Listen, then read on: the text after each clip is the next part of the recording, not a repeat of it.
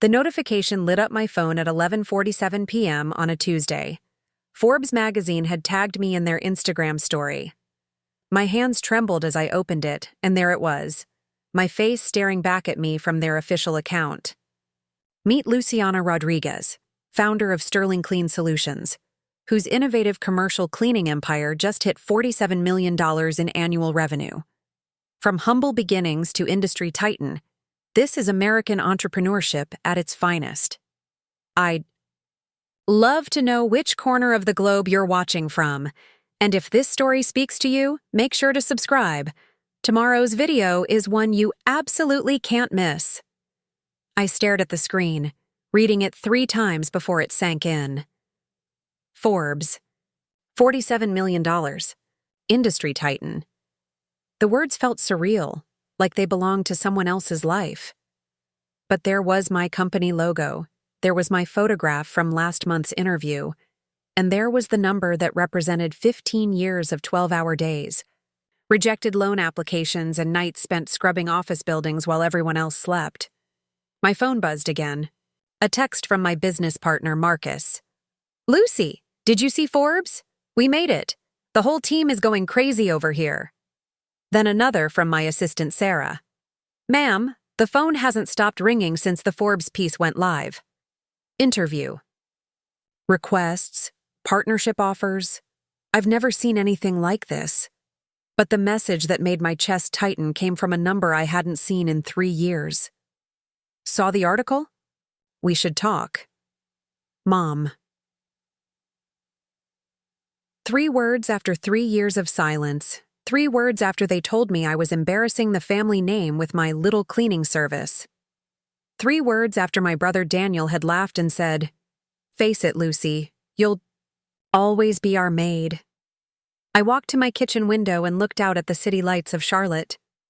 My penthouse apartment overlooked the downtown skyline where 23 of my buildings displayed the Sterling Clean Solutions logo.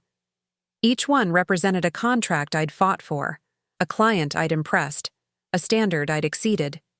From up here, I could see the headquarters of Morrison Financial, the first major corporation that had taken a chance on my then-tiny operation. The lights were still on in their offices, cleaned nightly by my teams using the proprietary methods I'd developed. The irony wasn't lost on me. The family who had dismissed me as nothing more than hired help was now reaching out because Forbes had validated what I'd known for years. I wasn't just successful, I was extraordinary. My mind drifted back to where it all started, in the sprawling, Tudor-style house in Myers Park where I'd grown up as the youngest of 4 children. The Martinez family had built their reputation on old Charlotte money. My father's law firm, my mother's interior design business, my older siblings all following, predetermined paths into medicine, finance, and law. Then there was me, the outlier who had started cleaning houses at 16 to save money for college. What began as a summer job had revealed something unexpected. I was exceptional at it. Not just the physical work, but the systems, the efficiency, the client relationships. I could walk into any space and immediately see how to optimize the cleaning process. I understood which products worked best on different surfaces, how to manage time across multiple locations, how to build trust with property managers and office supervisors, but my family saw only the mop and bucket. The memory of Thanksgiving. Dinner 2 years after I'd graduated college still burned fresh. I had been trying to explain my business plan to expand beyond residential cleaning into commercial contracts. My brother Daniel, 3 years older and working as an investment banker, had rolled his eyes dramatically. "Lucy, can we please talk about something else? Your little side hustle is depressing everyone." My sister Carmen, the pediatrician, nodded in agreement. "It's just embarrassing, honestly. People ask what our little sister does for work, and we have to tell them you're a maid." "I'm not a maid," I said quietly. "I run a cleaning service. I have 12 employees and we handle properties all over South Charlotte." My oldest brother, Roberto, the corporate lawyer, had looked up from his wine glass. "Employees? Lucy, they're just other maids. You're managing maids." The laughter that followed felt like acid in my chest. My father had tried to mediate, suggesting, I consider going back to school for an MBA, maybe transition into something more professional. My mother had remained silent, but her disapproval radiated across the table like heat from a furnace. You'll always be our maid, Lucy, Daniel had said, reaching for the gravy boat. Might as well accept it and find a nice husband to take care of you instead. I had excused myself from dinner early that night, driving home in tears. But somewhere between their house and my small apartment, the tears had transformed into something harder, more focused. They saw limitations where I saw opportunity. They saw embarrassment where I saw potential. That was the night I decided to prove them wrong. The next morning, I walked into First National Bank with a business plan I'd been working on for months. Commercial cleaning was where the real money lived. Office buildings, medical facilities, retail chains, industrial complexes. The residential market had taught me the fundamentals, but commercial contracts offered scale and recurring revenue that could transform my operation from a local service into a regional powerhouse. The loan officer, Mr. Peterson, had been skeptical at first. A 24-year-old woman asking for $150,000 to expand a cleaning business didn't fit his typical profile for success. But I had come prepared with spreadsheets, market analysis, client testimonials, and a presentation that outlined exactly how I planned to capture market share in Charlotte's growing commercial sector. Miss Martinez, he had said, reviewing my financial projections. These numbers seem optimistic. They're conservative, I replied. I've been tracking the market for 18 months. The demand is there, the competition is fragmented, and I have a proven system that delivers superior results at competitive prices. He had asked about my experience, my background, my family's financial stability. When I mentioned my father's law firm and my mother's design business, his demeanor had shifted slightly. The Martinez name carried weight in Charlotte's business community. Well, he had said finally, your family certainly has a track record of success. I suppose good business sense runs in the family. I had wanted to tell him that my family thought I was wasting my potential, that they saw my business as a source of shame rather than pride. Instead, I smiled and said, I believe it does. The loan had been approved, and within 6 months, I had landed my first major commercial contract with a 15-story office complex downtown. The property manager, Janet Walsh, had been impressed not just with my competitive bid, but with my detailed proposal for improving their current cleaning standards. Most companies just tell us what they'll do, she had said during our final meeting. You've shown us how you'll do it better. That contract had led to another, then another. Word spread quickly in Charlotte's commercial real estate community about the young woman whose cleaning crews were punctual, thorough, and innovative. I developed systems for tracking inventory, optimizing routes, and training staff that other companies began trying to copy. But success in business didn't translate to acceptance at home. 2 years after that disastrous Thanksgiving dinner, I had been featured in Charlotte Business Journal as one of the city's rising stars under 30. My company was generating over $2 million in annual revenue, employing 43 people, and servicing contracts across 3 counties. I had moved into a modern condo in South End and was driving a BMW I'd paid for in cash. When I had called my mother to share the news about the Business Journal feature, her response had been lukewarm at best. That's nice, dear. I just hope you're saving money for when you decide to do something more permanent with your life. More permanent. As if building a multi-million-dollar company was temporary. My siblings had been even less impressed. Carmen had made jokes about me being the most successful maid in Charlotte. Roberto had suggested I should leverage my business connections to find a real career opportunity with one of my corporate clients. Daniel had simply shrugged and said, I still don't understand why you won't just work for Dad's firm. You could be making 6 figures in marketing or business development. They couldn't see what I saw, that I had built something valuable, something scalable, something that solved real problems for real clients. They were trapped in their narrow definition of success, unable to recognize that I had achieved something they never would. True entrepreneurial independence. The breaking point had come during Roberto's wedding reception 3 years ago. I had been seated at the family table, wearing a dress that cost more than most people's monthly salary, having arrived in the BMW that represented years of strategic growth and smart financial decisions.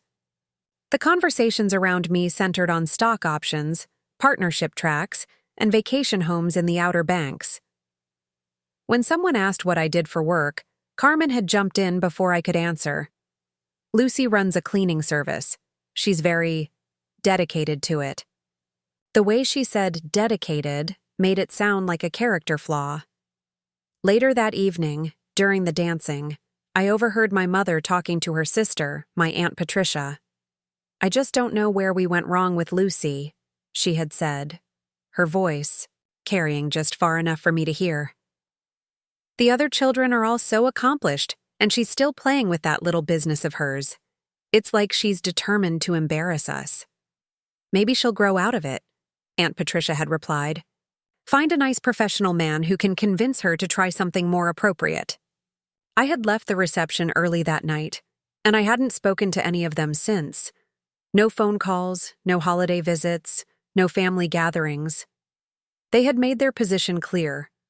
I was an embarrassment, a disappointment, a daughter who had chosen the wrong path despite their guidance and expectations. A lot of love and effort went into bringing this story to life. If you're enjoying it, we'd be so grateful if you'd subscribe to our channel. Now, back to where we left off. Now staring at the Forbes notification on my phone, I realized they had been right about one thing. I was dedicated. Dedicated to proving that their narrow view of success was not only wrong, but spectacularly limiting. $47 million in annual revenue. Featured in America's most prestigious business magazine. A company that employed over 800 people across 4 states. A client roster that included Fortune 500 companies, major hospital systems, and municipal governments. I wasn't their maid. I was their superior in every measurable way. My phone buzzed again. Another message from my mother. "Patricia saw the article too. We're all very proud. Maybe we could have lunch this weekend?" Proud. After 3 years of silence, they were proud. I set the phone down and walked to my office, where the Forbes magazine sat open on my desk. The photographer had captured me standing in front of the Sterling Clean Solutions headquarters, a gleaming 5-story building I had purchased and renovated 2 years earlier. In the photo, I looked confident, successful, completely at ease in my role as CEO and founder. The article itself was 6 pages long, detailing my journey from a teenage house cleaner to the head of one of the Southeast's largest commercial cleaning companies. It mentioned my innovative training programs, my company's industry-leading retention rates, and my recent expansion into facility management services. It quoted several clients praising not just our work quality, but our professionalism and reliability. "Martinez has revolutionized an industry that many people take for granted," the article stated. "Her company doesn't just clean buildings. It maintains them, improves them, and often serves as the invisible backbone that keeps major corporations running smoothly." Invisible backbone. The phrase resonated with an irony that would have been lost on the Forbes writer. For years, my family had treated me as invisible, dismissing my work as insignificant. Now, a national magazine was recognizing that invisible work as the foundation of a $47 million empire. I thought about Marcus, my business partner who had joined the company 5 years earlier, when we were still small enough to fit our entire operation in a rented warehouse. He had believed in the vision when it was just spreadsheets and ambition. I thought about Sarah, my assistant, who had started as a part-time cleaner and worked her way up to managing our corporate communications. I thought about the hundreds of employees who took pride in their work, who supported their families through the jobs we had created, who understood that there was dignity in honest work done exceptionally well. These were the people who had seen my potential when my own family couldn't. The phone buzzed one more time. A text from Daniel. Congrats on Forbes. Dad wants to know if you need any legal work done for the business expansion. Family discount, of course. Family discount. After 3 years of treating me like a family disappointment, they were offering a discount. I turned off my phone and walked back to the window. Charlotte's skyline glittered before me, a testament to ambition and achievement. My company's logos dotted the landscape like beacons, marking the territory I had claimed through persistence, innovation, and absolute refusal to accept anyone else's limitations on my potential. Tomorrow, I would need to decide how to respond to their sudden interest in reconnecting. But tonight, I allowed myself to savor the moment when Forbes magazine had validated what I had always known, and what my family was finally being forced to acknowledge. I wasn't their maid. I was their superior, and the story was just beginning. That night, sleep eluded me. The Forbes notification had triggered something deeper than satisfaction or vindication. It had unlocked a filing cabinet in my mind that I'd kept sealed for years. As I lay in my king-sized bed, staring at the ceiling of my penthouse, memories began surfacing like documents scattered by a strong wind. I reached for my laptop and opened a new document. If my family wanted to reconnect now that Forbes had legitimized my success, they needed to understand exactly what they had put me through. This wasn't just about a few dismissive comments at holiday dinners. This was about a systematic pattern of undermining that had shaped every major decision I'd made since high school. The earliest memory was from my junior year, when I'd announced my intention to start cleaning houses to save money for college. I was 16, motivated and eager to earn my own way, rather than rely entirely on my parents' support. Most families would have been proud of their teenager's work ethic and independence. My mother's reaction had been immediate and visceral. Absolutely not. What will people think? A Martinez child working as a housekeeper? Your father has a reputation to maintain in this city. But I had persisted, explaining that I could work for families outside their social circle, that I could be discreet, that the money would help reduce their financial burden when I went to college. My father had eventually relented, but with conditions. I couldn't work for anyone they knew professionally or socially. I couldn't use the family name in any advertising, and I absolutely could not mention it at school or social events. This stays quiet, he had said. If anyone asks what you do for spending money, you tell them you tutor or babysit. Even at 16, I had understood the implication. The work itself was shameful, something to be hidden rather than celebrated. That first client had been Mrs. Henderson, an elderly widow whose arthritis made housework difficult. She lived in a modest ranch house across town, far from my family's Myers Park neighborhood. I had approached her property management company, offering services at below-market rates in exchange for the opportunity to learn and build references. Mrs. Henderson had been initially skeptical. A teenager claiming to provide professional cleaning services seemed too good to be true. But after my first deep clean of her house, removing years of accumulated dust and grime from corners that previous cleaners had ignored, she had become my biggest advocate. "You have a gift," she had told me, writing out my first check for $85. "You see things other people miss and you care about doing it right." That feedback had been intoxicating.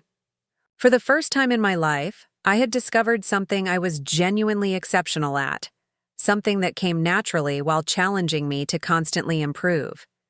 Within 3 months, I had 5 regular clients. Within 6 months, I had a waiting list. But at home, my success was treated like a secret addiction.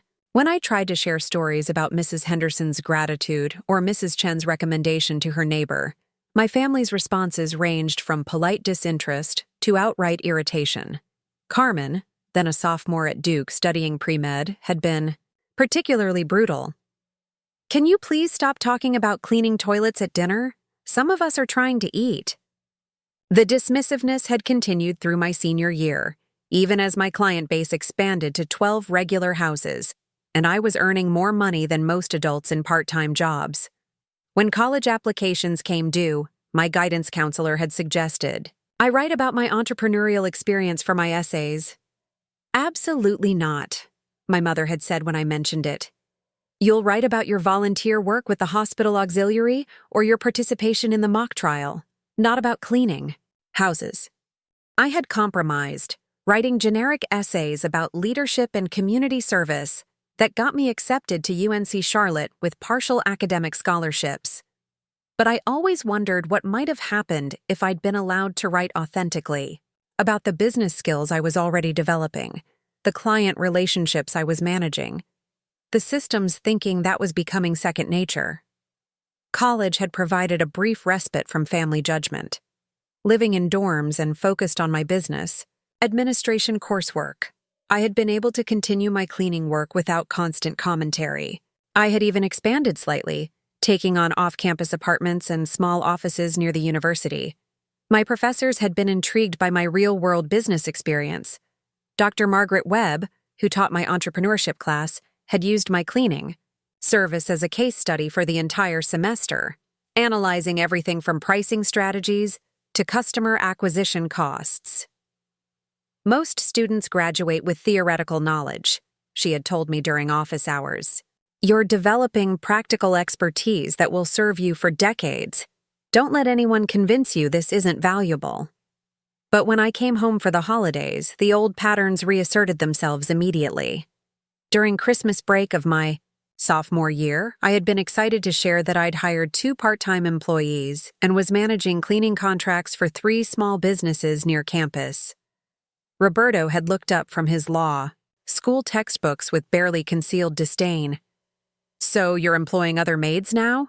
Congratulations. You're the manager of maids. The word maids had been weaponized in our house, used to diminish both me and the hardworking women who had joined my team. These were students earning money for textbooks, single mothers supplementing their incomes, immigrants building better lives for their families. But to my family, they were just maids. And by extension, so was I. Daniel had been even more direct. During that same visit, when are you going to grow out of this phase and do something real with your degree? This is real, I replied. I'm generating $3,000 a month in revenue and managing employees. How is that not real? Because it's manual labor, he had said, as if explaining something obvious to a child. You have a brain, Lucy.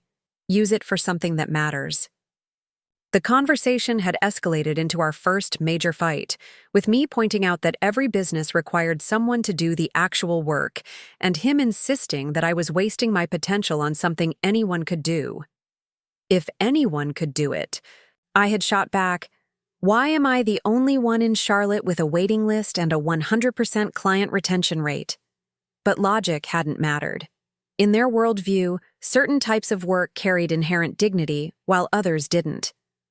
The fact that I was excelling at something they considered beneath our family's status made it worse, not better. The pattern had intensified after graduation. While my siblings pursued advanced degrees and prestigious entry-level positions, I had used my business administration knowledge to formally incorporate Sterling Clean Solutions and pursue commercial contracts. The revenue growth was explosive, $50,000 in year 1, $180,000 in year 2, $400,000 in year 3. But instead of pride, my family expressed increasing embarrassment. My mother had stopped mentioning my work entirely in social situations. At Sao, a charity gala where I was introduced to one of her friends, the woman had asked what I did for a living. My mother had stammered for a moment before saying, Lucy is figuring things out. You know how young people are these days. I had been 25 years old, running a 6-figure business with 15 employees. The most devastating incident had occurred during my father's 60th birthday party. He had rented the private dining room at Charlotte's most exclusive country club, inviting colleagues, clients, and family friends for an elegant celebration. Each of his children had been asked to give a brief toast highlighting his influence on our careers. Roberto had spoken about how Dad's legal expertise had inspired his own law practice.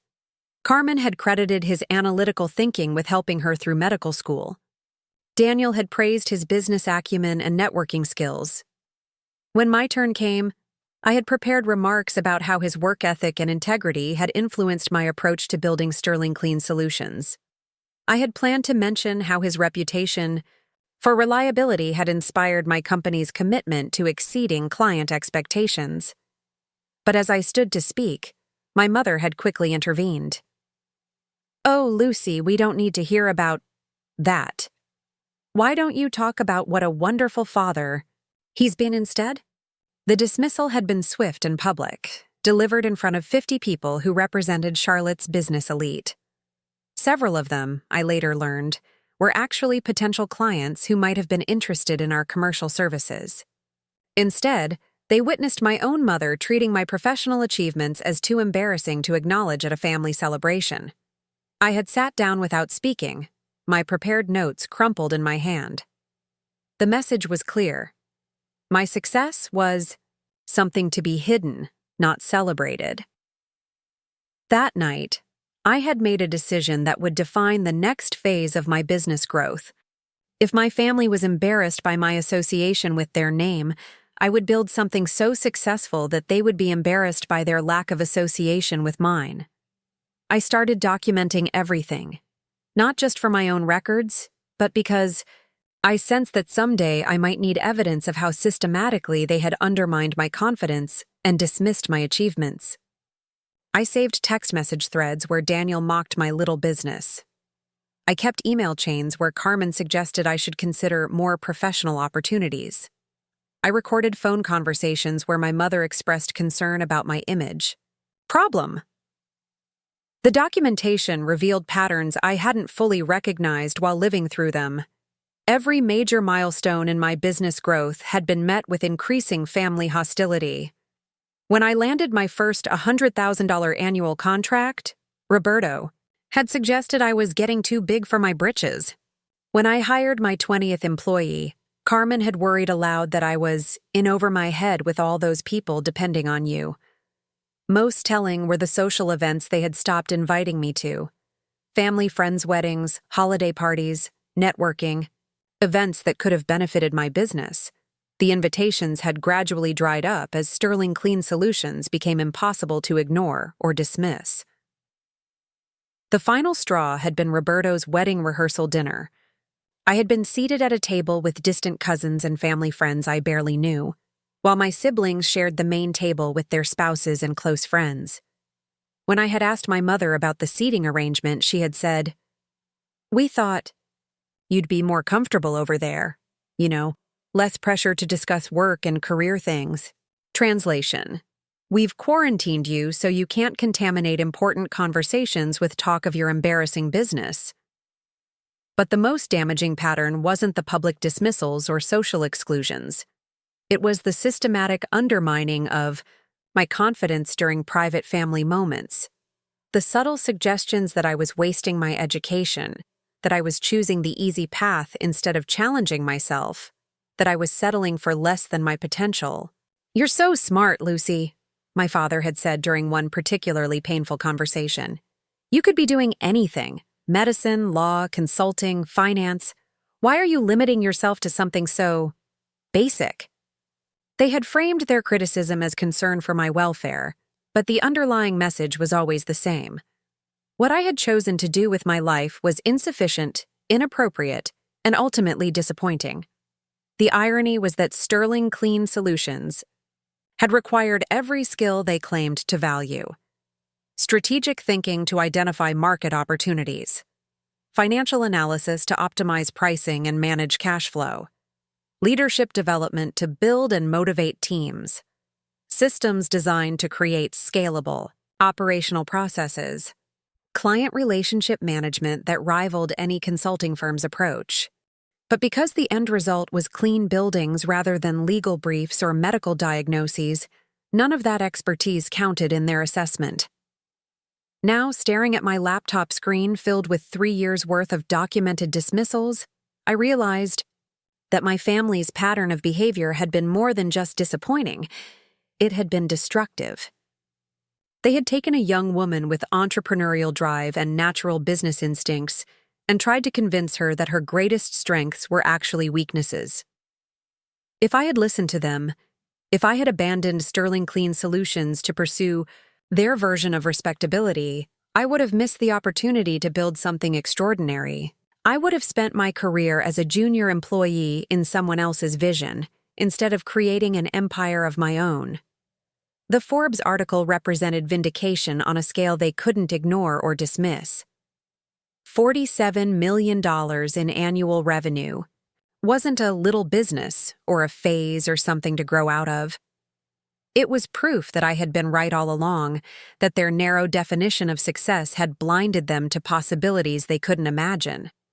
But recognition felt hollow when it came from people who had spent years actively discouraging the very achievements they now wanted to celebrate.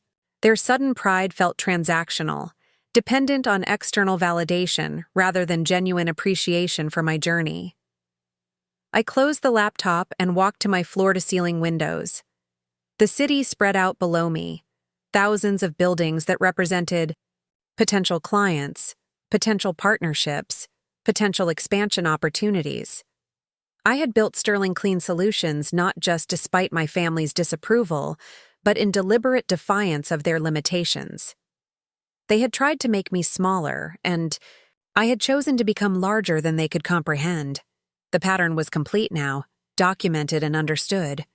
Tomorrow I would begin writing a different kind of pattern, one where their recognition mattered far less than my own satisfaction, and where their approval was no longer a currency I was interested in earning. The girl who had been told she was embarrassing. The family name was now the woman whose name commanded respect across multiple industries. Their maid had become their superior in every measurable way. And the story of how that transformation happened was just getting started. The next morning brought clarity with the sunrise. As I sat in my home office with a cup of Colombian coffee, luxury I'd acquired a taste for during a business trip to expand into the Miami market, I realized that my family's sudden outreach wasn't just about congratulations. It was about access. My phone showed 17 missed calls, 43 text messages, and 89 email notifications. The Forbes article had triggered an avalanche of interest from investors, potential partners, acquisition firms, and media outlets. My assistant Sarah had already fielded calls from 3 venture capital firms, 2 documentary producers, and a publisher interested in a book deal. But mixed among the legitimate business inquiries were the messages from family members I hadn't heard from in years. Cousins asking about job opportunities, family friends wondering if I needed legal counsel for my expansion plans. Even my grandmother's neighbor had somehow gotten my number to ask if Sterling Clean Solutions was hiring. The most telling message came from my Uncle Fernando, my father's brother who owned a struggling insurance agency. "Lucy, congratulations on your success. I've been thinking we should explore some cross-marketing opportunities between our businesses. Family helping family, you know? Cross-marketing opportunities." From a man who had once told my mother that my cleaning business was not the kind, a venture that reflects well on the Martinez legacy. I understood now that my family's pattern of behavior hadn't just been about embarrassment or narrow-mindedness. It had been about control. As long as they could dismiss my achievements as insignificant, they maintained their position as the successful ones, the ones whose opinions mattered, the ones who set the standards for what constituted worthwhile accomplishment. But the Forbes article had shifted the power dynamic irrevocably. Suddenly, I was the family member with the most impressive business success, the highest net worth, the greatest potential for future growth. They needed me more than I needed them. That realization demanded a strategic response. I opened a new spreadsheet and began mapping out what I privately called the recognition project. If my family wanted to reconnect based on my success, they would need to acknowledge the full scope of what they had dismissed and undermined. This wasn't about revenge, it was about establishing new terms for any future relationship. The first phase involved research.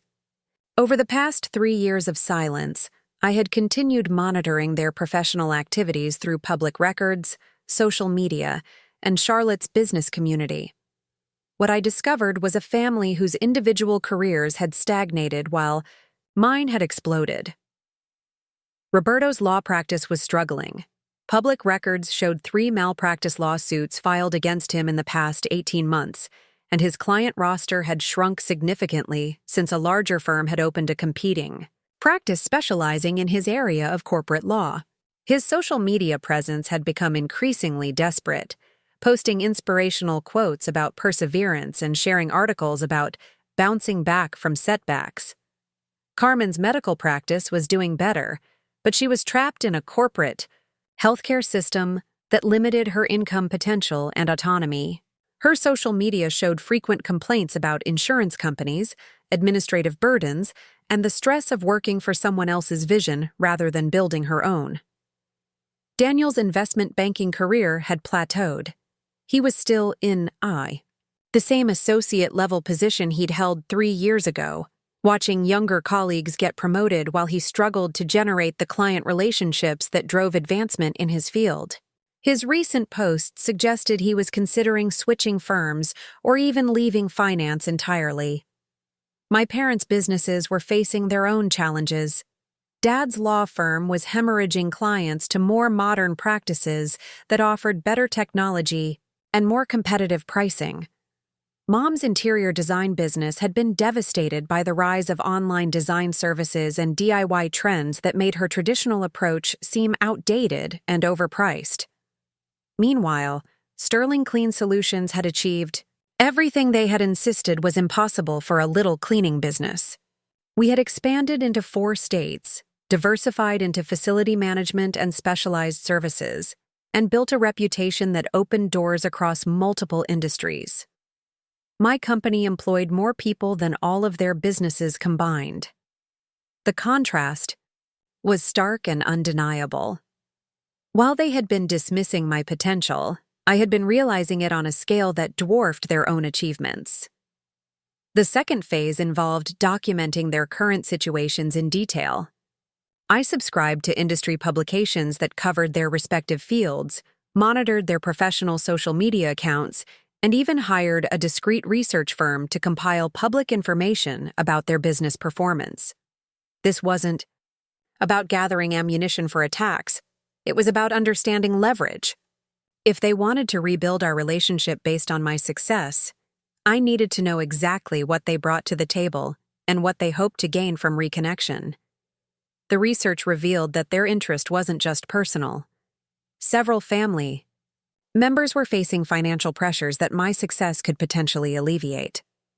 Roberto's malpractice issues had damaged his professional reputation and reduced his income significantly.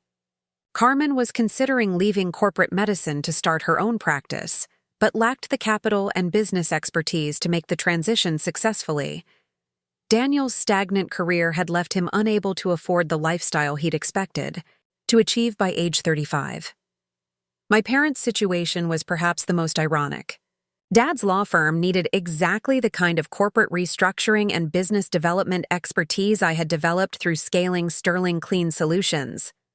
Mom's design business required the marketing and operational efficiency skills I used daily to manage hundreds of client relationships across multiple markets. They needed me, not as their daughter, but as their most successful business connection. The third phase focused on establishing clear boundaries and expectations for any future interactions. I created what I called the Acknowledgement Framework, AI, series of non-negotiable requirements that would need to be met before I would consider rebuilding family relationships. First, they would need to acknowledge publicly that they had been wrong about my business potential. Not vague statements about being proud or supportive, but specific admissions that their previous dismissals had been misguided and harmful. Second, they would need to demonstrate genuine understanding of what Sterling Clean Solutions had achieved. This meant taking time to research my company, understanding our service offerings, learning about our growth trajectory, and recognizing the complexity of what we had built. Third, any business relationships between my company and their ventures would be conducted on purely professional terms. No family discounts, no special considerations, no assumptions that blood relationship translated to business advantages. If they wanted Sterling Clean Solution services or partnerships, they would compete for them like any other potential client or collaborator. Fourth, they would need to respect my autonomy and expertise. No more suggestions about what I should do with my career. No more implications that I should consider more appropriate opportunities. No more treating my business decisions as topics for family intervention. The framework wasn't designed to be punitive. It was designed to be protective. I had built something extraordinary while managing their constant undermining. I wouldn't risk that achievement by allowing them to resume their previous patterns of behavior under the guise of family reconciliation. The fourth phase involved preparing for specific scenarios I anticipated based on their personalities and current situations. Roberto would likely approach with legal service offerings, positioning himself as someone who could help with corporate expansion, acquisitions, or regulatory compliance. Carmen might suggest partnerships between Sterling Clean Solutions and healthcare facilities, leveraging her medical connections. Daniel would probably pitch investment opportunities or financial planning services. My parents would be more subtle, but potentially more manipulative. They would likely emphasize family loyalty, tradition, and the importance of blood relationships. They might express regret about misunderstandings, while avoiding full accountability for their actions. They would definitely try to position themselves as proud parents who had always supported my success, rewriting history to minimize their previous dismissals. For each scenario, I prepared responses that maintained professional boundaries while testing their willingness to engage honestly with our family history. I wouldn't be cruel or vindictive, but I would be direct about the conditions required for moving forward. The fifth phase addressed the broader Charlotte business community, where my family had previously undermined my professional reputation through their social dismissals. The Forbes article had already begun shifting perceptions.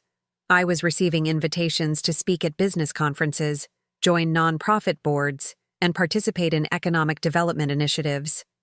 I planned to accept these opportunities strategically, not just for their business value, but for their symbolic importance.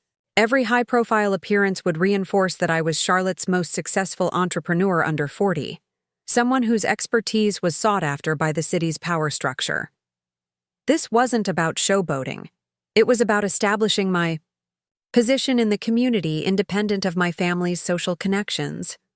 For years, they had treated me as someone who might embarrass them in professional settings. Now, I would be the family member most likely to be recognized and respected in those same settings. The final phase focused on long-term strategy. Regardless of how my family chose to respond to the Forbes recognition, I was committed to continuing Sterling Clean Solutions' growth trajectory. We had expansion plans for 6 additional states over the next 2 years, partnerships being negotiated with 3 major corporations, and technology investments that would revolutionize how commercial cleaning services were delivered and managed. My success didn't depend on their approval or support. It never had. But their potential re-entry into my life needed to enhance rather than complicate the empire I had built. I closed the spreadsheet and walked to my office wall, where I had hung the framed Forbes article next to other business achievements. The Charlotte Business Journal cover story, the Ingram magazine feature about innovative service companies, the industry awards from the International Sanitary Supply Association. Each represented recognition from people who understood and valued what Sterling Clean Solutions had accomplished. My family's recognition felt different, not because it was more meaningful, but because it was less meaningful. It came only after external validation made it safe and potentially profitable for them to acknowledge what I had achieved. But recognition on my terms, within the framework I had established, could serve a purpose. It would demonstrate that I had not only succeeded despite their undermining, but had done so on a scale that transformed our entire family dynamic. They could apologize for dismissing me, or they could watch from the sidelines as I continued building, something they hadn't thought possible. Either way, the girl they had called their maid was now calling the shots. The strategic planning phase was complete. Tomorrow, I will begin implementation. And for the first time in years, I was genuinely curious to see how they would respond when confronted with the reality they had refused to acknowledge for so long. The execution began Wednesday morning with a carefully crafted email to my entire family, sent from my corporate account with the Sterling Clean Solutions logo prominently displayed in the signature. The subject line was simple. Thank you for your recent messages. Dear family, I appreciate your congratulations regarding the Forbes feature. As many of you have reached out about various opportunities and collaborations, I wanted to establish clear parameters for any professional interactions moving forward. Sterling Clean Solutions operates under strict business protocols. All partnership proposals, service inquiries, and professional requests should be submitted through our corporate channels and will be evaluated based on market standards and strategic fit. For personal family matters, I'm open to conversations that acknowledge our shared history honestly and constructively. Best regards, Luciana Rodriguez, founder and CEO, Sterling Clean Solutions. The email was polite, professional, and unmistakably clear. I was no longer the family member who could be approached casually or taken for granted. Any interaction would happen on my terms, according to my processes. The responses came quickly and revealed exactly what I had anticipated. Roberto was the first to reply, within 2 hours. Lucy, of course we want to handle everything professionally. My firm specializes in corporate expansion law, and we've helped dozens of companies navigate multi-state growth. I'd love to set up a formal consultation to discuss how we can support Sterling Clean Solutions' continued success. No acknowledgement of our past. No recognition of how he had dismissed my business for years. Just an immediate pivot to positioning himself as the solution to problems I didn't have. I forwarded his email to my actual corporate attorney, Jennifer Walsh, with a note. FYI, my brother thinks we need his help with expansion law. Might be worth researching his track record before our next strategy meeting. Jennifer's response an hour later was illuminating. Looked into Martinez and Associates. 3 malpractice suits in 18 months, client retention issues, and they're not even licensed. For multi-state corporate work, I'd recommend staying with our current firm. Carmen's response came that evening. Lucy, I'm so proud of what you've built. I've been thinking about how Sterling Clean Solutions could partner with healthcare facilities. Medical cleaning requires specialized protocols, and I could help bridge those relationships. Maybe we could grab dinner this weekend to discuss. Again, no acknowledgement of history, just immediate positioning for personal benefit. But Carmen had miscalculated. Sterling Clean Solutions already handled medical facilities across 3 states, including 2 major hospital systems. We had specialized teams, regulatory compliance protocols, and industry certifications that took years to develop. I replied, Carmen, thank you for the suggestion. Our healthcare division has been operational for 4 years and currently services 47 medical facilities. If you know of any facilities seeking new cleaning services, they can submit RFPs through our standard procurement process. Daniel's approach was different but equally predictable. Hey Lucy, saw the Forbes piece. Incredible numbers. I'm working with some private equity groups that might be interested in scaling Sterling Clean Solutions. Even bigger. Could be worth 9 figures if we structure it right. Want to grab drinks and talk strategy? 9 figures. From someone who had spent years calling my business a little side hustle. I saved his message to share with Marcus later. We both needed a good laugh. My parents' response was the most complex. A handwritten letter arrived Thursday, delivered by my father personally to my office building. He asked the receptionist to tell me he was waiting downstairs if I had time to see him. I let him wait 30 minutes while I finished a client call with a Fortune 500 company discussing a new facility management contract. Then I went down to The lobby, where he sat looking uncomfortable in his expensive suit among the modern furnishings and Sterling Clean Solutions branding that decorated our headquarters. "This is impressive, Lucy," he said, standing as I approached. "I had no idea the scope of what you'd built here." "You never asked," I replied simply. "What can I do for you today, Dad?" He handed me the letter. "Your mother and I wrote this together. We wanted to express some thoughts that were difficult to put in an email." The letter was 2 pages, written in my mother's careful script. It began with congratulations and expressions of pride, then moved into subtle justifications of their previous behavior. "We always knew you were capable of great things, but we worried about the challenges of building a business in such a competitive industry. Perhaps our concerns came across as lack of support, which was never our intention. Never their intention." Classic non-apology territory. The letter continued. "We hope you'll consider letting us be part of your continued success. Your father's legal expertise and my design background could complement Sterling Clean Solutions as you expand into new markets and service offerings." I folded the letter and looked at my father. "Dad, this letter mentions your concerns about my business being in a competitive industry.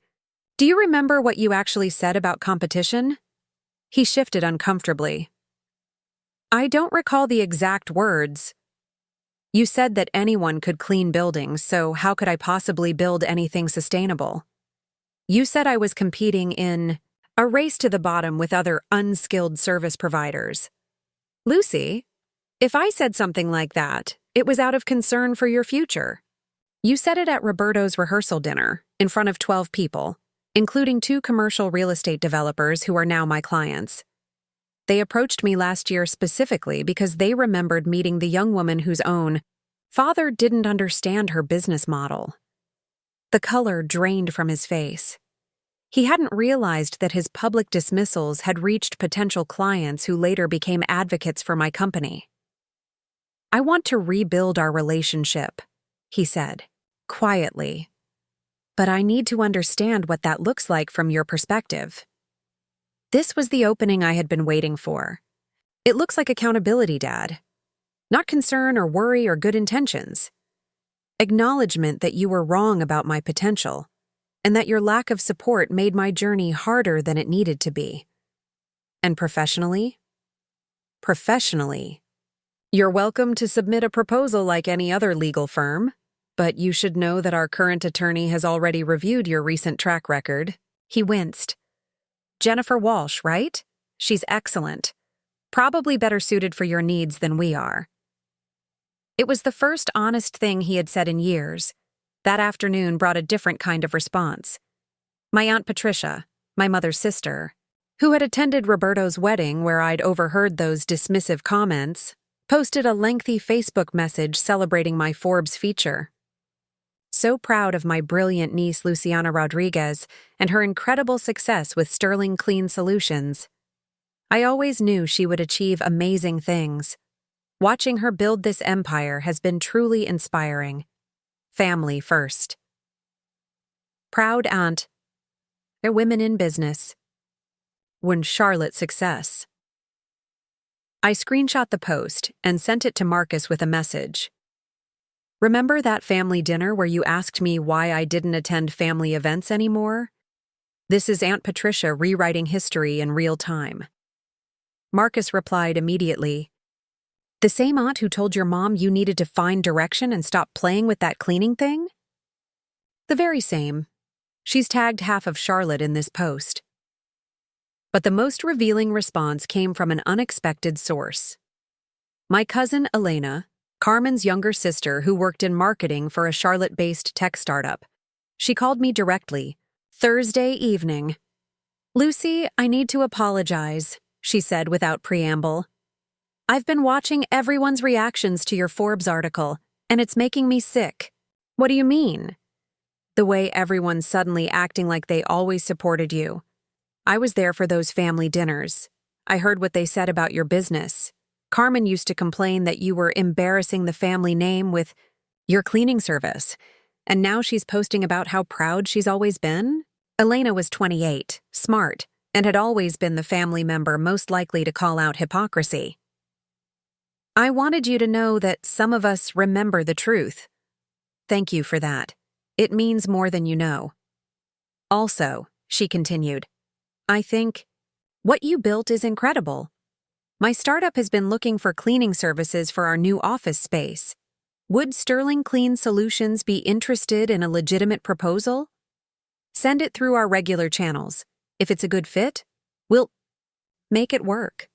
Elena's call reminded me that not every family member had participated in the systematic dismissal. Some had been observers, uncomfortable with the dynamics, but not powerful enough to challenge them. By Friday, the pattern was complete. Every family member who had reached out was positioning themselves to benefit from my success without acknowledging their role in undermining it. They wanted access to my network, my resources, my credibility, but only after external validation made it safe to associate with me. The systematic execution had revealed their true motivations with surgical precision. This wasn't about family reconciliation or personal growth. It was about opportunism disguised as pride. But the execution phase had accomplished something else. It had established new power dynamics that would govern any future interactions. I was no longer the family member seeking acceptance or validation. I was the family member whose approval and support had become valuable commodities. That Friday afternoon, I made a decision that would crystallize everything the execution phase had revealed. I scheduled a press conference for the following Tuesday to announce Sterling Clean Solutions' largest expansion ever, a $15 million investment to enter 6 new markets simultaneously, funded entirely through company cash flow and a strategic partnership with a Fortune 100 corporation. The announcement would be covered by regional business media, industry publications, and likely picked up by national outlets. It would position Sterling Clean Solutions as one of the Southeast's fastest-growing service companies, and me as one of Charlotte's most successful entrepreneurs under 40. But more importantly, it would demonstrate that my success was accelerating, not plateauing. While my family scrambled to associate themselves with my existing achievements, I was already building the next level of success that would dwarf even the Forbes recognition. I called Marcus to finalize the press conference details.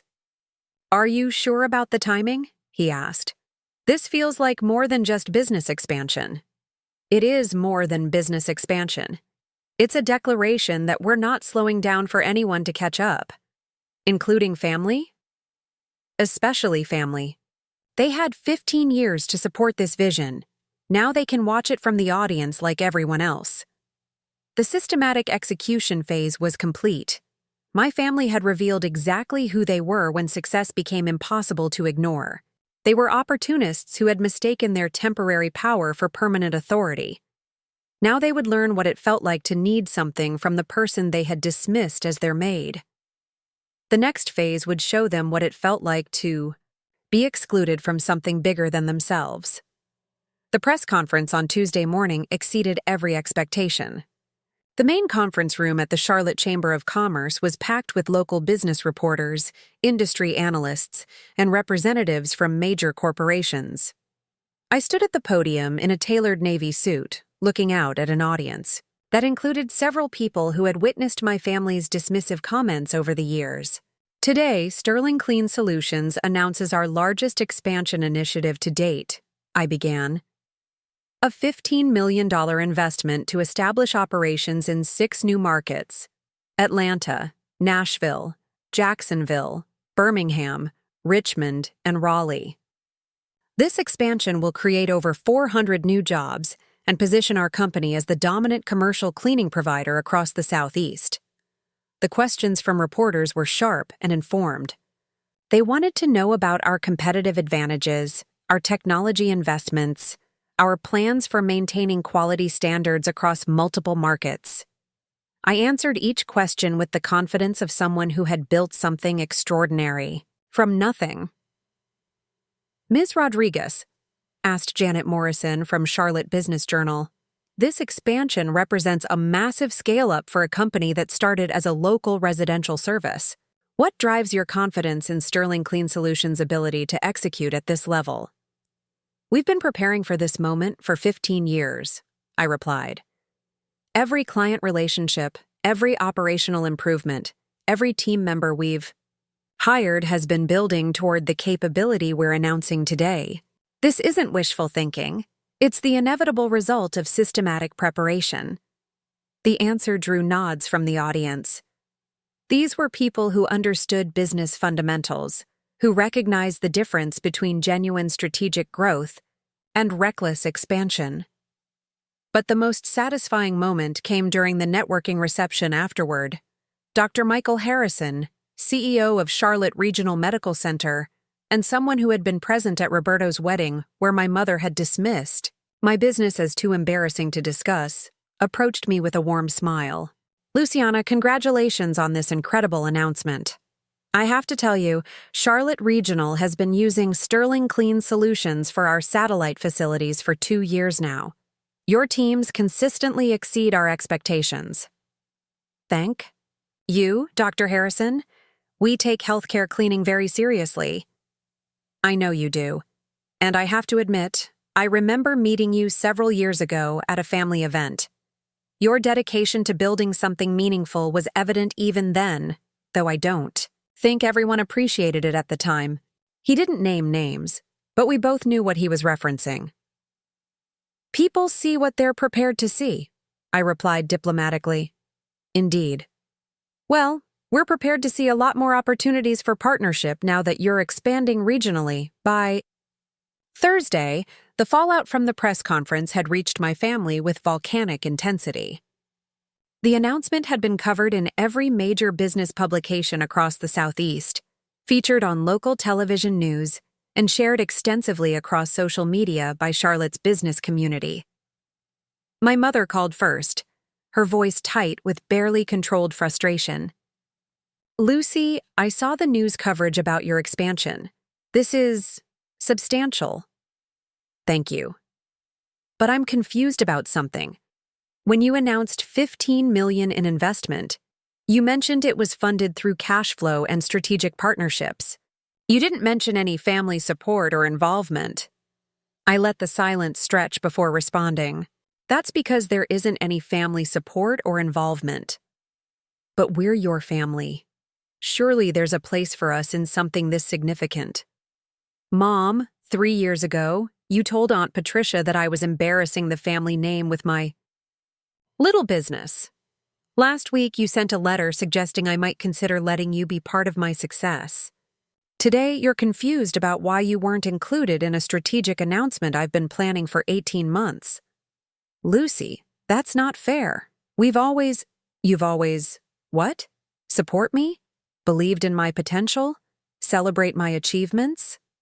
The conversation ended with her hanging up, but not before I heard her say to someone in the background, "She's being completely unreasonable." Daniel's response was more direct and significantly more aggressive. He showed up at my office Friday afternoon, demanding to speak with me immediately. Sarah, my assistant, called to warn me he was in the lobby and seemed agitated. "Send him up," I told her. "But stay close to your phone." Daniel entered my office like a storm system, his face flushed with anger and what looked like desperation. "Lucy, what the hell do you think you're doing? I'm expanding my business. What does it look like I'm doing? You're cutting out your own family. $15 million in expansion and you didn't even consider involving us?" I gestured to one of the chairs facing my desk. "Sit down, Daniel. Let's talk about involvement." He remained standing, pacing behind the chair. "Do you have any idea how this looks? My sister built a multi-million-dollar empire and I'm still grinding it out in investment banking while she acts like we don't exist? You mean the investment banking job where you've been stuck at the same level for 3 years? His face darkened. "That's not the point." "Actually, that's exactly the point. You spent years telling me I was wasting my potential on manual labor, while you pursued what you considered a real career. Now my manual labor business is funding a $15 million expansion, and your real career has stagnated. This isn't about career competition, Lucy. This is about family. You're right. It is about family. It's about a family that told me I'd always be their maid. It's about siblings who were embarrassed to acknowledge my work at social events. It's about parents who suggested I find a nice husband to take care of me instead of building something myself. Daniel finally sat down, his anger shifting to something that looked like pleading. Look, I know we weren't always supportive, but we're proud of you now. Isn't that what matters? No, Daniel. What matters is that you're proud of my Forbes recognition and my financial success, not the 15 years of work that created them. You're proud of the outcome, not the person. So what do you want? An apology? I want honesty. I want you to acknowledge that you were wrong about my potential, wrong about my business model, and wrong about what constituted worthwhile work. I want you to admit that your lack of support made my journey harder than it needed to be. He was quiet for a long moment. And if I do that, if I acknowledge all of that, then we can start over with honest expectations about what our relationship looks like going forward. And the business opportunities will be evaluated based on merit, just like any other proposal. Daniel left without providing the acknowledgement I had requested, but something had shifted in his expression. For the first time, he seemed to understand that I held all the leverage in our relationship now. Roberto's response came through his lawyer, which was both predictable and pathetic. A formal letter arrived Monday morning, delivered by courier, outlining his qualifications to serve as Sterling Clean Solutions Expansion Counsel and requesting a formal meeting to discuss mutually beneficial legal representation. I forwarded the letter to Jennifer Walsh with a note. My brother is now approaching through legal channels. I think we can decline this professionally. Jennifer's response was swift. Already drafted a polite rejection letter citing conflict of interest due to family relationships. Want me to send it? Send it. And make sure the rejection comes on your firm's letterhead, not mine. But the most dramatic fallout came from an unexpected direction. My extended family began choosing sides publicly. Uncle Fernando, who had initially reached out about cross-marketing opportunities, posted a long Facebook rant about family loyalty and success going to people's heads. He tagged several family members, including my cousins, and made thinly veiled references to people who forget where they came from. My cousin Elena responded to his post within hours. Uncle Fernando, I think you're forgetting where Lucy came from. She came from a family that told her she was embarrassing them with her business. Maybe the real question is why we're surprised. She's not eager to share her success with people who spent years dismissing her achievements. The Facebook exchange escalated quickly, with family members adding comments that revealed years of suppressed tensions. Cousin Maria defended my mother's position, saying I was holding grudges instead of moving forward. Cousin David pointed out that everyone asking for opportunities now had been silent when I was building the foundation of my business. The most revealing comment came from my Aunt Sophia, my father's sister, who wrote, I remember when Lucy was starting out, and everyone was so worried about what people would think. Now those same people want to benefit from exactly what they were embarrassed by. The hypocrisy is stunning. The social media drama was being watched by Charlotte's business community, where several of my family members had professional connections. Roberto's law firm lost a potential client who decided they preferred to work with attorneys who don't air family grievances on social media. Carmen found herself having uncomfortable conversations with colleagues who had seen the family dispute play out online. By the end of that week, my family was experiencing something they had never faced before: public accountability for their treatment of me. The business community that had once watched them dismiss my achievements was now watching them scramble to associate themselves with my success. The escalation reached its peak when my father called Saturday morning, his voice strained with exhaustion. Lucy, this has gotten out of hand. The whole family is falling apart over this business expansion announcement. Dad, My business expansion didn't cause family problems. It revealed family problems that already existed. Can we please find a way to resolve this? Your mother is getting calls from friends asking about the Facebook situation. Roberto's firm is concerned about professional reputation issues. Carmen is upset about being dragged into a family drama that affects her medical practice. I'm not dragging anyone into anything. They're choosing to make this public instead of dealing with it privately. What do you want from us, Lucy? What will it take to fix this? I had been waiting for this question for months. I want you to understand that your approval is no longer something I need or seek. I want you to stop treating my success as something that happened to you, rather than something I created despite you. And I want you to accept that any future relationship between us will be based on mutual respect, not family obligation. And professionally? Professionally, you're welcome to compete for Sterling Clean Solutions business like any other service provider. But you should know that we've already selected legal, financial, and consulting partners for our expansion. Partners who believed in our potential before Forbes told them it was safe to do so. The conversation ended with my father promising to think about everything you've said. But I knew the damage was already done.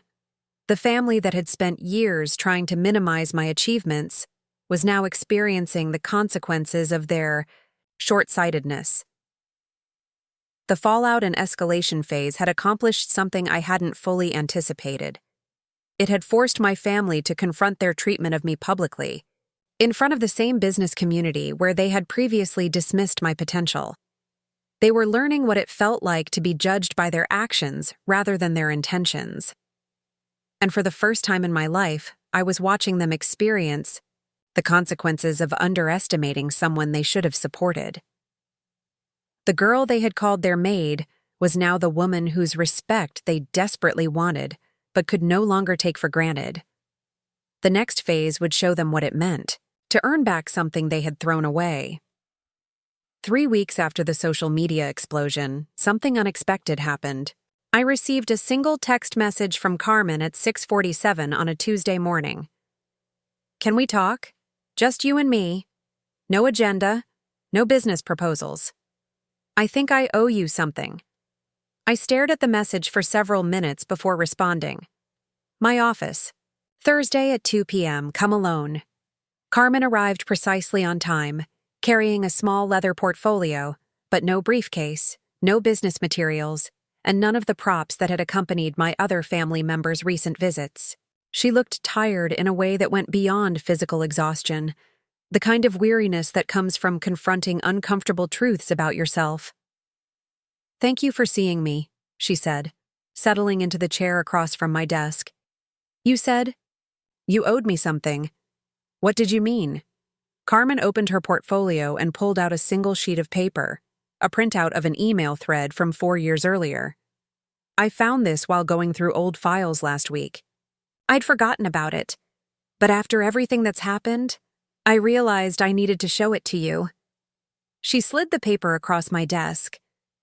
It was an email exchange between Carmen and our mother, dated 18 months after I had started Sterling. Clean Solutions Commercial Expansion. The subject line was, Lucy's Cleaning Business. I read through the thread, my chest tightening with each line. Carmen. Mom, I ran into Janet Walsh from downtown. She mentioned Lucy's company is cleaning 3 of their buildings now. She said they're impressed with the quality and professionalism. Mom. That's nice, dear. Though I wish Lucy would consider transitioning to something more appropriate for her education level. Carmen. Actually, from what Janet described, it sounds like Lucy's built something pretty sophisticated. They have specialized equipment, trained teams, detailed protocols. It's not just basic cleaning. Mom. Carmen, please don't encourage this. Your sister is capable of so much more. Every day she spends playing with this cleaning service is a day she's not pursuing real opportunities. Carmen. But what if this is a real opportunity? What if she's actually good at business and we're just not seeing it, Mom? Your sister cleans toilets for a living. Let's not pretend that's the same as being a doctor or lawyer. Carmen, I know, but… Mom, Carmen, I need you to support the family position on this. Lucy needs to hear consistent messages about growing beyond this phase of her life. If we all start acting like her cleaning service is some kind of career, she'll never have the motivation to do something meaningful. Carmen, you're right. I guess I was just surprised by how positive Janet was about their work. Mom, Janet is being polite. Now, how are your applications for the pediatric fellowship coming along? I finished reading and looked up at Carmen, who was watching my face carefully. I was spineless, she said quietly. I had information that contradicted what our family believed about your business, and instead of defending you, I let Mom shut down the conversation. Why are you showing me this now? Because I've spent the last 3 weeks watching our family implode over your success, and I realized that we created this situation. Not just through the big moments, the dismissive comments, the social exclusions, but through 1,000 small moments like this one, where we chose family loyalty over honest assessment. Carmen leaned forward. Lucy, you were building something remarkable, and we trained ourselves not to see it. Not because we were protecting you, but because acknowledging your success would have required us to question our assumptions about what constituted valuable work.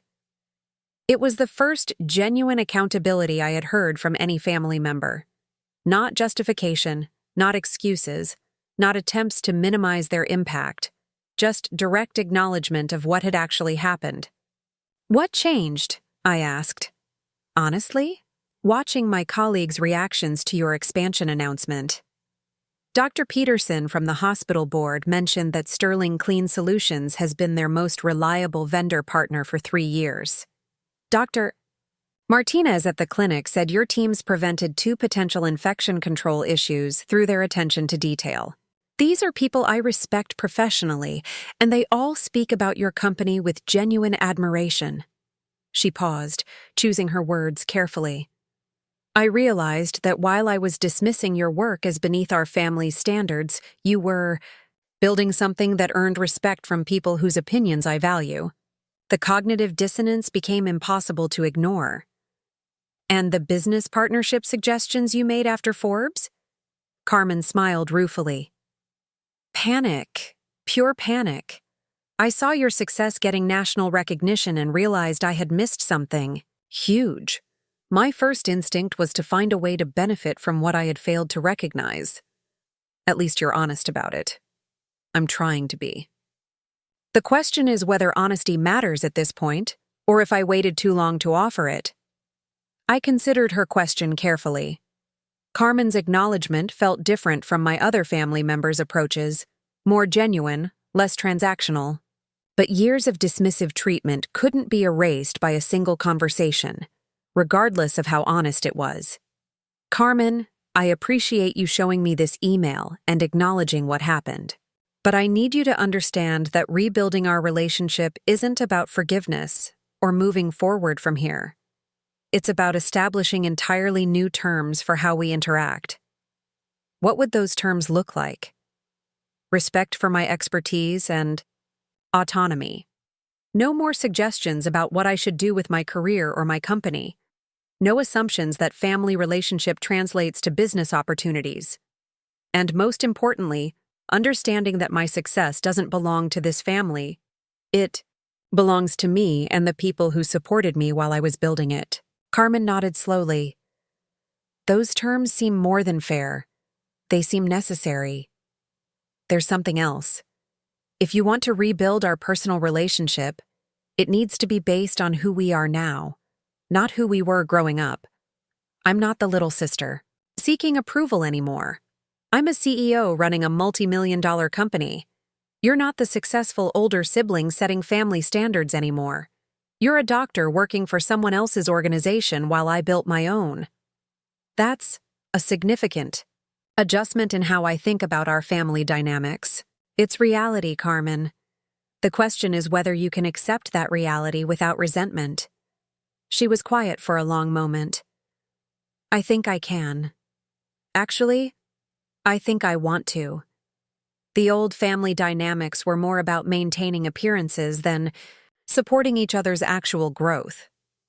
Our conversation continued for another hour, covering everything from childhood memories to current professional challenges. For the first time in years, I felt like I was talking to my sister, rather than someone trying to manage or influence me.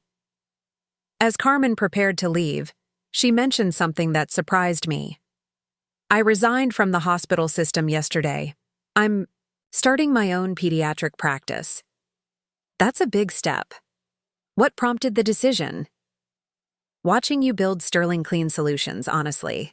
I realized I've been complaining about corporate medicine for years without doing anything about it. You saw problems in the cleaning industry and created solutions. I can do the same in healthcare. It's not easy building from scratch, I know. Which is why I wanted to ask, not as your sister, but as an entrepreneur seeking advice, if you'd be willing to share some insights about starting a service business. I'm not asking for financial support or partnerships, just guidance from someone who's been through the process. It was the first request any family member had made that acknowledged my expertise rather than seeking to exploit my success. I'd be happy to share what I've learned, but you should know that building a medical practice is very different from scaling a cleaning service. Different specifics, but probably similar fundamentals. Systems, client relationships, quality control, financial management. You're right about that. Send me your business plan when you have a draft. I'll give you honest feedback. After Carmen left, I sat in my office reflecting on how different that conversation had felt from every other family interaction over the past month. She had approached with accountability rather than entitlement, seeking advice rather than demanding opportunities, acknowledging my expertise rather than dismissing it. But Carmen's individual growth couldn't resolve the broader family dysfunction that had been exposed over the past few weeks. My parents remained focused on damage control rather than genuine acknowledgement. Roberto was still approaching through legal channels rather than personal accountability. Daniel had retreated into sullen resentment rather than honest self-reflection. The next significant development came from an unexpected source. Elena, my cousin who had defended me during the social media drama. She called Friday afternoon with a proposal that had nothing to do with family reconciliation. Lucy, I want to leave my tech startup and come work for Sterling Clean Solutions. Not because we're family, but because I think you're building something I want to be part of. Elena, I appreciate the interest, but let me finish.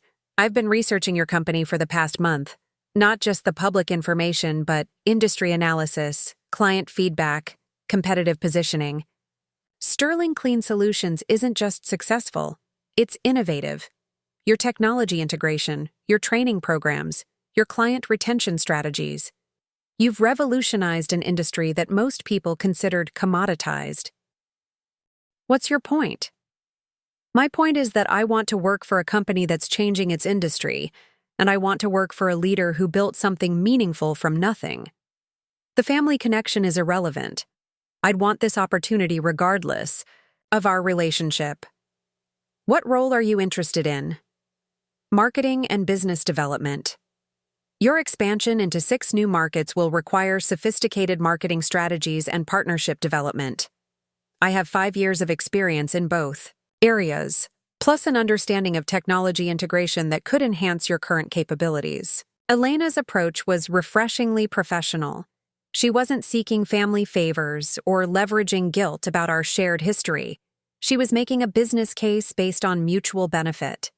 Send me your resume and a proposal outlining how you'd approach our expansion marketing. If it's compelling, we'll set up a formal interview process. Thank you. And Lucy?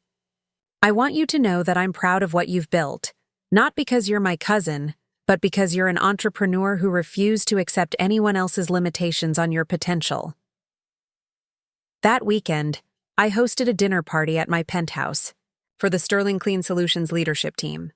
Marcus, Sarah, our operations director Jennifer, our technology coordinator David, and our newest hire, Maria, who managed our healthcare division. These were the people who had supported my vision when it was still developing, who had grown alongside the company, who understood the work and challenges that had created our success. As we sat around my dining table, sharing stories about the expansion planning and celebrating our recent achievements, I realized this was what family actually felt like. People who believed in each other's potential, who supported each other through challenges, who celebrated each other's success without jealousy or calculation. Marcus raised his glass for a toast to Luciana, who built something extraordinary and never forgot that success is a team effort. To the team that made it possible, I replied, looking around the table at faces that reflected genuine affection and mutual respect. Later that evening, as my Sterling Clean Solutions family headed home, I checked my phone and found 17 missed calls from my biological family members. The family dynamics I had grown up with, competition, judgment, conditional support, felt foreign compared to the relationships I had built through shared vision and mutual respect. My phone buzzed with a text from my mother. "Lucy, we need to talk as a family. This situation has gone on long enough." I turned off my phone without responding. The situation hadn't gone on long enough. It had gone on exactly as long as necessary for everyone to reveal their true priorities and motivations. The resolution wasn't about reconciliation with people who had dismissed my potential. It was about building new relationships with people who recognized and supported what I was creating. The new beginning wasn't about returning to old family patterns. It was about establishing entirely new terms for what family meant in my life. The girl they had called their maid had found her real family, the people who saw her as their leader.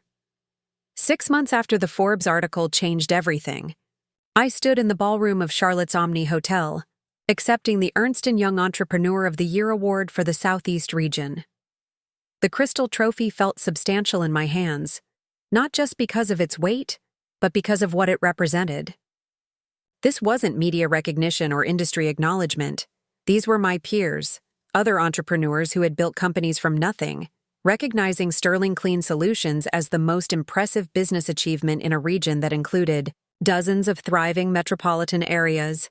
The standing ovation seemed to last forever. As I looked out at the audience of 800 business leaders, investors, and fellow entrepreneurs, I spotted familiar faces throughout the crowd. Dr. Harrison from Charlotte Regional Medical Center, who had become one of our strongest advocates. Jennifer Walsh, my attorney, who had helped structure our expansion deals. Marcus, beaming with pride from the Sterling Clean Solutions table near the front. And in the back corner, barely visible but unmistakably present, sat my father and Uncle Fernando. They had purchased tickets after learning about the ceremony, through Charlotte's business community. They hadn't been invited by me, hadn't asked permission to attend, hadn't even mentioned they would be there. They had simply shown up, like spectators at an event they had never been invited to join. My acceptance speech was brief but pointed. Building Sterling Clean Solutions taught me that success isn't about doing what others expect. It's about doing what you know is right, even when everyone around you suggests otherwise. This award belongs not just to me, but to every team member who believed in excellence when others saw only limitation, and to every client who recognized value when others saw only service. The applause was thunderous, but the most satisfying moment came afterward, during the networking reception. Person after person approached me with stories about how Sterling Clean Solutions had exceeded their expectations, solved problems other companies couldn't handle, or transformed their facilities in ways they hadn't thought possible. "Ms. Rodriguez," said Patricia Chen, CEO of a major healthcare system, "your company's innovation in medical facility cleaning has set new industry standards. We've had inquiries from hospital systems in 12 states asking about replicating your protocols." "Thank you, Ms. Chen. That's exactly the kind of impact we hoped to achieve." I have to ask, where did you develop such sophisticated operational expertise? Most cleaning companies focus on cost reduction, But Sterling Clean Solutions seems to focus on value creation. 15 years of paying attention to details that others overlooked and refusing to accept that service work couldn't be exceptional. As the evening wound down, I noticed my father approaching through the crowd. He looked uncomfortable but determined, like someone forcing himself to do something difficult. "Lucy," he said when he reached me. "Congratulations. This is extraordinary. Thank you. I need to tell you something." He glanced around at the surrounding conversations, then back to me. "I was wrong, not just about your business potential, but about what constituted valuable work. I spent years trying to convince you to pursue what I considered prestigious careers, when you were already building something more impressive than anything I've achieved. It was the acknowledgement I had been waiting for. But hearing it now, in this setting, it felt different than I had expected. Not satisfying exactly, but complete. I appreciate you saying that, Dad. Is there any possibility of starting over? Not professionally. I understand that ship has sailed. But personally, as father and daughter who respect each other's accomplishments." I considered his question carefully. 6 months of distance had given me perspective on what I actually wanted from family relationships versus what I had thought I wanted. "Dad, I'm open to building something new between us, but it has to be based on who we are today, not who we were when I was seeking your approval. And it has to be consistent, not just acknowledgement when I'm receiving awards, but ongoing respect for my choices and expertise." "I understand, and I want you to know, I've been telling people about Sterling Clean Solutions for months now. Not because I'm trying to benefit from your success, but because I'm genuinely proud of what you've built." "What do you tell them?" "I tell them my daughter revolutionized an entire industry through vision and determination. I tell them she built something sustainable and meaningful while most entrepreneurs are chasing quick exits. I tell them she's the most successful business owner in our family." For the first time in years, my father's words felt genuine rather than calculated. 3 weeks later, Elena officially joined Sterling Clean Solutions as Director of Strategic Development. Her first presentation to our leadership team outlined a marketing strategy that was both sophisticated and perfectly aligned with our expansion goals. She had spent 2 months researching our target markets, analyzing competitor weaknesses, and developing partnership opportunities that could accelerate our growth by years rather than quarters. "Elena," I said after her presentation, "this is exceptional work. You've identified opportunities I hadn't even considered." "Thank you. I want to prove that hiring me was a business decision, not a family favor." "You already have. This strategy could transform how we approach new market entry." Marcus leaned back in his chair, grinning. "Lucy, I think your cousin might be even more strategic than you are." "God, I hope so," I replied. "That's exactly what we need for the next phase of growth." Elena's success at Sterling Clean Solutions had an unexpected ripple effect throughout my extended family. Cousin Maria, who had initially criticized my grudge holding on social media, reached out to ask if our company offered internship opportunities for her college-age daughter. Cousin David inquired about franchise opportunities in the Raleigh market where he lived, but the most surprising development came from Daniel, who called in early December with a proposal that had nothing to do with Sterling Clean Solutions. "Lucy, I'm leaving investment banking," he said without preamble. "I want to start my own financial planning firm, focused on entrepreneurs and small business owners." That's a significant career change. What prompted it? Honestly, watching you build something meaningful while I've been grinding through someone else's vision for years. I realized I've been pursuing what I thought success looked like instead of building something I actually cared about. Financial planning is a competitive field. So was commercial cleaning when you started. The difference is that you identified underserved market needs and developed innovative solutions. I want to do the same thing for entrepreneurs who need Sophisticated financial guidance but can't access traditional wealth management services. Daniel's tone was different, less entitled, more uncertain, genuinely seeking advice rather than demanding opportunities. "Send me your business plan when you have a draft," I said. "I'll give you honest feedback." I was hoping you might also consider being my first client, not because we're family, but because Sterling Clean Solutions is exactly the kind of growing business that needs strategic financial planning for continued expansion. That would be a conflict of interest, Daniel. I can't be both your advisor and your client. You're right. I wasn't thinking clearly about the professional boundaries. But I can refer you to other entrepreneurs who might need your services, if your business model is sound. That would be incredibly valuable.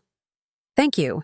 It was the first conversation with Daniel that felt like a discussion between peers rather than a negotiation between people with unequal power.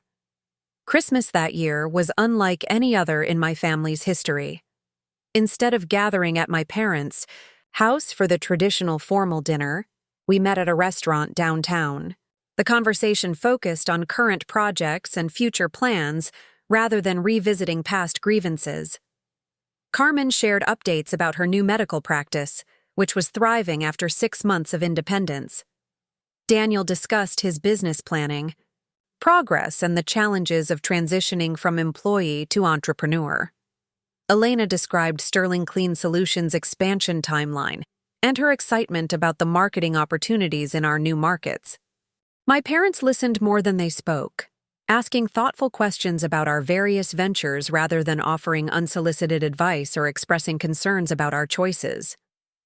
"Lucy," my mother said as dessert arrived, "I need to apologize for something specific. For years, I focused on what I thought your business said about our family's image rather than what your success said about your capabilities. That was selfish and short-sighted. Thank you for saying that, Mom. I also want you to know that I've been recommending Sterling Clean Solutions to everyone I know who needs commercial cleaning services.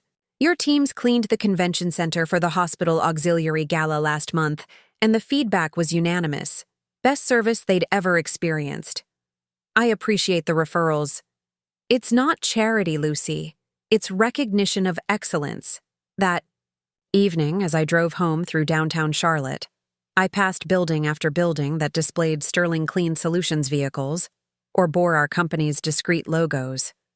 The skyline that had once seemed impossibly distant now felt like territory I had claimed through persistence, innovation, and refusal to accept limitations others tried to impose. But the ultimate victory wasn't the financial success or industry, recognition, or even my family's belated acknowledgement. The ultimate victory was the realization that I had built something that reflected my values and vision, something that would continue growing and evolving long after individual personalities and family dynamics faded into history. Sterling Clean Solutions employed over 1,200 people across 8 states. Our training programs had become industry models that other companies tried to replicate. Our client retention rate remained above 95%. A statistic that reflected genuine value creation rather than market manipulation.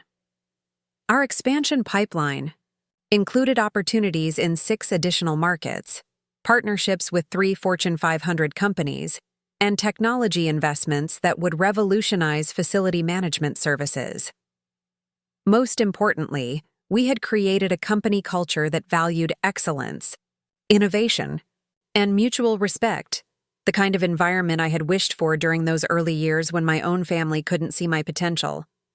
Marcus and I often reflected on how far we had traveled from those early days when Sterling Clean Solutions operated, out of a rented warehouse with 12 employees and hope for something larger. "Lucy," he said during our year-end strategy meeting, "do you ever think about what would have happened if your family had been supportive from the beginning?" "Sometimes. But I think their lack of support might have been necessary for what we built. If they had validated my vision early, I might have been content with smaller achievements. Their dismissal forced me to prove something bigger than they could imagine." "So you're grateful for their criticism?" "I'm grateful for my response to their criticism. They gave me limitations, and I chose to see them as challenges rather than truths. 6 months later, I received an invitation that completed the transformation of my relationship with Charlotte's business community. The Chamber of Commerce asked me to deliver the keynote address at their annual Economic Development Summit, speaking to an audience of 2,000 business leaders about entrepreneurship and innovation in traditional industries. The speech was scheduled for exactly 2 years after the Forbes article that had changed everything. As I prepared my remarks, I thought about the journey from that 16-year-old girl who started cleaning houses to save money for college to the woman who would soon address the city's most influential business leaders about building sustainable enterprises. The girl, who had been called their maid, was now being asked to teach others how to build empires. That transformation hadn't happened despite my family's early dismissal. It had happened because I had refused to let their limitations become my limitations. Standing at the podium, looking out at an audience that included many people who had witnessed my family's previous dismissive comments, I began with a simple statement. Success isn't about proving others wrong. It's about proving yourself right. And the most satisfying victories are the ones where you exceed even your own expectations. The standing ovation lasted 4 minutes and 37 seconds. I had finally become exactly who I had always known I could be.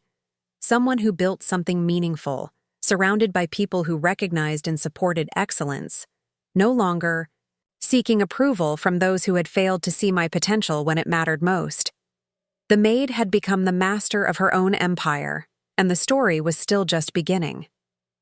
Looking for more? We've got 2 amazing stories ready for you right on screen. If this one touched you, these are absolutely worth your time. Click to watch them now. And hey, subscribe and hit that bell to never miss our latest uploads.